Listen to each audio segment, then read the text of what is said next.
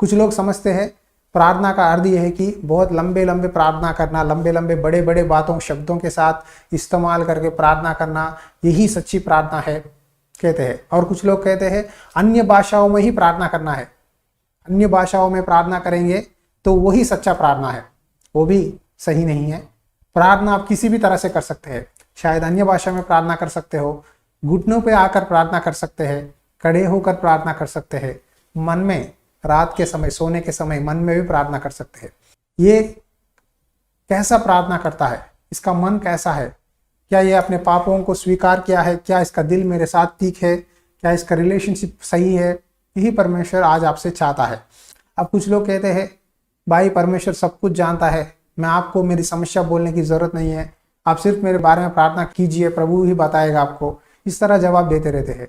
देखिए यहाँ विधवा ने जाकर बार बार जाकर बोलने लगी, अगर आपकी कोई प्रॉब्लम हो, जब तक आपका प्रॉब्लम का सोल्यूशन ना आए तब तक परमेश्वर के पैर ना छोड़ो।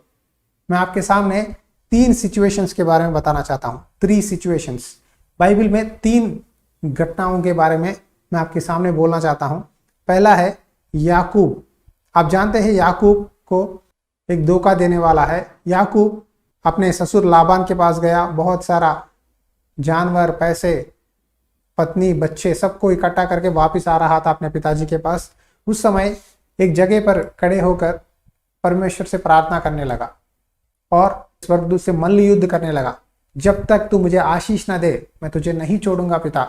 इस तरह परमेश्वर के साथ एक व्रेजलिंग किया। आज परमेश्वर चाहता है कि हम भी उस तरह हिम्मत ना हार कर, हियाव न छोड़कर प्रार्थना करना है, याकूब की तरह। याकूब के बारे में बाइबल में क्या लिखा है एक बार देखेंगे। आइए, उत्पत्ति की किताब में मैं पढ़ता हूँ, चैप्टर 32 वर्स 22 में लिखा है, मुझे जाने दे क्योंकि बोर होने वाला है। याकूब ने कहा, जब तक तू मुझे आशीर्वाद न दे तब तक मैं तुझे जाने न दूंगा। हालेलुया। यही बात आपको प्रार्थना में करना है। जब तक परमेश्वर आप मुझे आशीर्वाद नहीं देते मैं तब तक आपको नहीं छोड़ूंगा। याकूब की तरह हम प्रार्थना करना है। याकूब यहाँ परमेश्वर के दूत से, परमेश्वर से प्रार्थना कर रहा है, विनती कर रहा है, पैर पकड़ कर यह हो या हाथ पकड़ कर हो, हम नहीं जानते कैसा याकूब ने परमेश्वर से मल्ल युद्ध किया है। पकड़कर नहीं छोड़ रहा है, जब तक तू मुझे आशीष ना दे मैं तुझे नहीं छोड़ूंगा। अकेला होकर, देखिए परमेश्वर ने कहा जब तू प्रार्थना करे अकेले में जाकर अपना कमरा बंद करके एकांत में, रहस्य में तेरे पिता से प्रार्थना कर, विनती कर, तब तेरा पिता जो तुझे गुप्त में देखता है तुझे आशीष देगा, तेरी समस्याओं का जवाब देगा।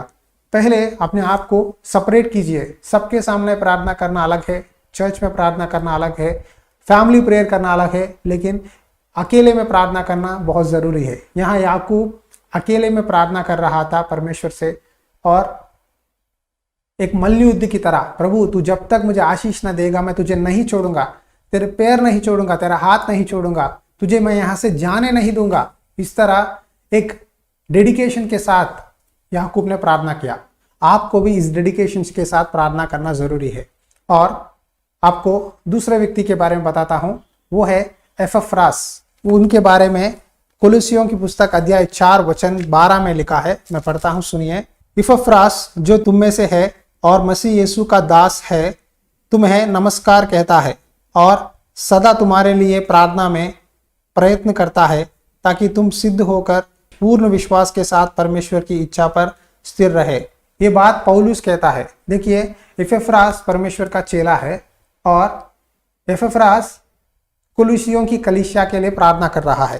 क्या बोल रहा है? देखो, सदा तुम्हारे लिए प्रार्थनाओं में प्रयत्न करता है। क्या करता है? सदा उस कलीसिया के लोगों के बारे में प्रार्थनाओं में कोशिश कर रहा है।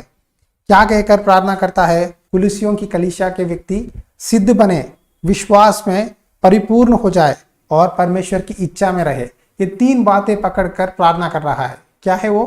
परमेश्वर की इच्छा में रहे, विश्वास में परिपूर्ण हो जाए और क्या कहता है? सिद्ध हो जाए, यानी परमेश्वर में कंप्लीट हो जाए।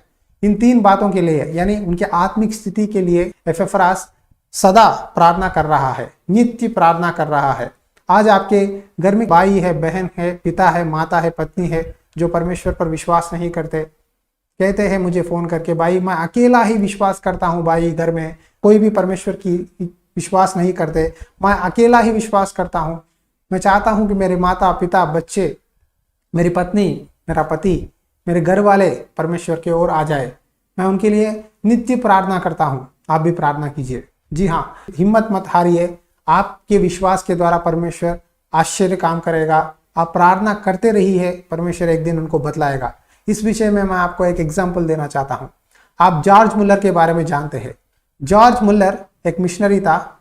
जॉर्ज मुल्लर ने अपने बचपन के दोस्तों के बारे में, अपने अनजान पहचान लोगों के सबके नाम एक डायरी में लेकर लिखकर उनके लिए हर दिन प्रार्थना करता था। लगभग 2 व्यक्तियों के बारे में 60 साल प्रार्थना किया। कितने साल? 60 साल 2 व्यक्तियों के बारे में। और एक दिन जॉर्ज मुल्लर इस शरीर को छोड़कर, संसार छोड़कर स्वर्गवास हो गए। उस समय जब उनकी लाश था, वो 2 व्यक्तियों में से एक दोस्त आकर रोते हुए कहा, जॉर्ज मुल्लर ने मुझे बहुत बार परमेश्वर की सुसमाचार के बारे में बताया, उद्धार के बारे में बताया, मैंने कभी उसकी बात नहीं मानी, लेकिन मैं अब विश्वास करता हूँ। 3 महीने से मैंने प्रभु का ग्रहण किया हूँ, मैं बपतिस्मा लिया हूँ। जॉर्ज मुल्लर को ये बात बताने के लिए आया हूँ, लेकिन जॉर्ज मुल्लर इस संसार छोड़कर परमेश्वर के पास चला गया, कहते हुए बहुत रोने लगा। और दूसरा व्यक्ति जॉर्ज मुल्लर की मृत्यु के 3 महीने के बाद परमेश्वर के ओर मुड़ा और वो भी परमेश्वर के विश्वास में आया। देखिए, जॉर्ज मुल्लर ने विश्वास के साथ नित्य प्रार्थना करने लगा अपने दोस्तों के लिए, अपने जान पहचान लोगों के लिए। इसीलिए शायद जॉर्ज मुल्लर इस संसार में नहीं है, लेकिन उनके प्रार्थनाओं के द्वारा जितने लोगों के लिए उन्होंने प्रार्थना किया है, उनके मिशनरी के हॉस्टल से, कॉलेज से सब लोग परमेश्वर के मार्ग में आए। बहुत लोग परमेश्वर के नाम की महिमा करने लगे, बहुत लोग मिशनरीज बने और उद्धार पाए। देखिए, एक व्यक्ति जब पूरे मन से, पूरे विश्वास के साथ जब प्रार्थना करता है, परमेश्वर उसके जीवन में आश्चर्य काम करता है। एपफ्रास ने प्रार्थना किया कुलिसियों की कलीसिया के लिए। परमेश्वर ने एपफ्रास की प्रार्थना सुनी और उसे आशीष दिया है।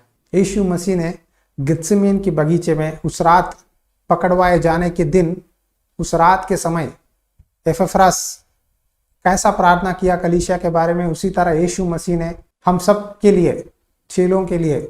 और थोड़ी देर में यहूदा इस्करियोत आकर पकड़ लेगा यीशु मसीह को, प्रधान याजकों के हाथों में सौंपेगा।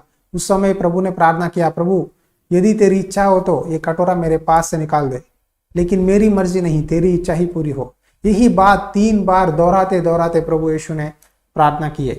देखिए, यीशु मसीह ने पूरे मन से प्रार्थना किया है।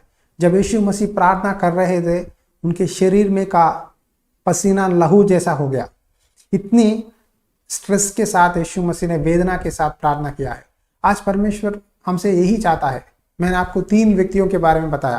पहला याकूब है, दूसरा व्यक्ति एपफ्रास है।